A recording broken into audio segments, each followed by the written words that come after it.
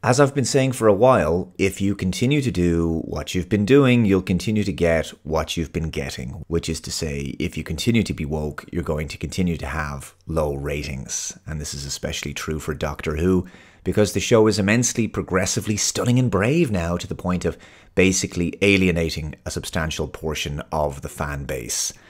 As I've gone into detail before, it's been on this trajectory for some years, getting steadily worse with each passing incarnation of the Doctor, and it's culminating in about the wokest a franchise could ever get at this point, with the 15th Doctor now. The latest series has just aired its 3rd episode, and it's worth noting also that with each season of Doctor Who since the show became more filled with the message, the number of episodes per season has declined. Originally, New Who began with 13 episodes per year plus a Christmas special, and then it dropped to 12 episodes plus a Christmas special when Peter Capaldi was introduced. Then in Series 11 with Jodie Whittaker, the episode count fell to 10 episodes with no Christmas special, but there was a New Year's Day special instead. Series 13 was only 6 episodes. The Christmas special returned with The Church on Ruby Road in the end of 2023, and now this season has 8 episodes. With the show's ratings continuing to decline year on year, it's likely that the reduction of the number of episodes is a cost-saving exercise, but I think there's also potentially something else. The premiere of each new season usually has a bump in ratings, especially when there's a new Doctor. More people watch the first episode of the series.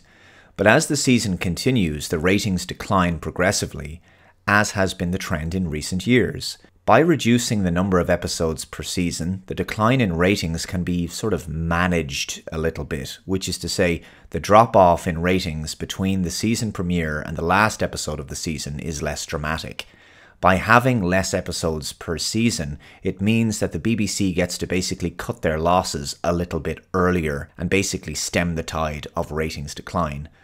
Look at Jodie Whittaker's first episode, The Woman Who Fell to Earth. So that episode had a rating of 10.96, but the final episode of that season was the Battle of Ranskor Av Kolos, which was 6.65.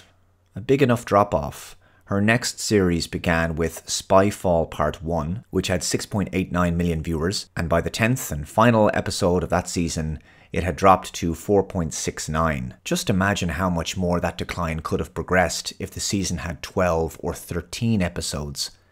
The next series began with The Halloween Apocalypse, which had just 5.81 million viewers.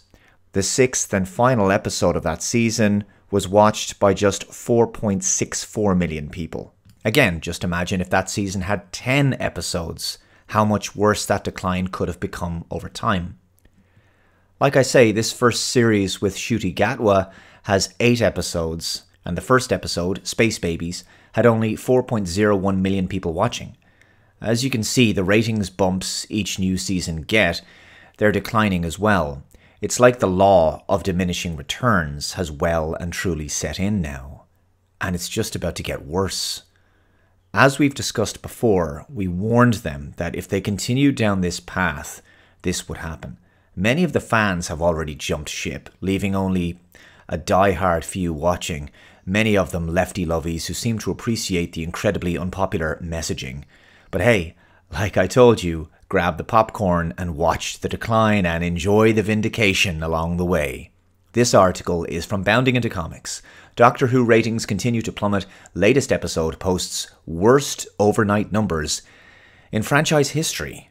But hey, who needs good ratings when you've got the message? In further proving that the show's turn to fan antagonization and progressive social messaging serve no purpose but to inflate the egos of its production crew, the overnight viewing numbers for the 3rd episode of Doctor Who's latest series have not only been confirmed as the worst of the 15th Doctor's run thus far, but the entire franchise overall. Per a report assembled by UK television viewing data aggregator Barb and later relayed to the public by local news outlet Radio Times, the episode in question, Boom, managed to pull in just 2.04 million viewers during its May 18th broadcast premiere on BBC One. by comparison. The first episode of returning showrunner Russell T Davies' new series, Space Babies, debuted to 2.6 million overnight viewers, with those numbers falling to just 2.2 million for the second episode, The Devil's Cord.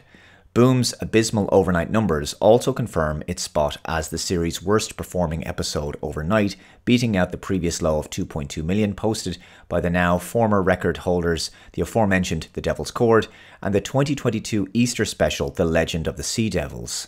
While the BBC iPlayer streaming figures for the episode have yet to be released, given that these numbers only brought the preceding episode's final view counts to just 4.01 and 3.91 million respectively, it's unlikely that they will have any significant impact on Boom's ratings.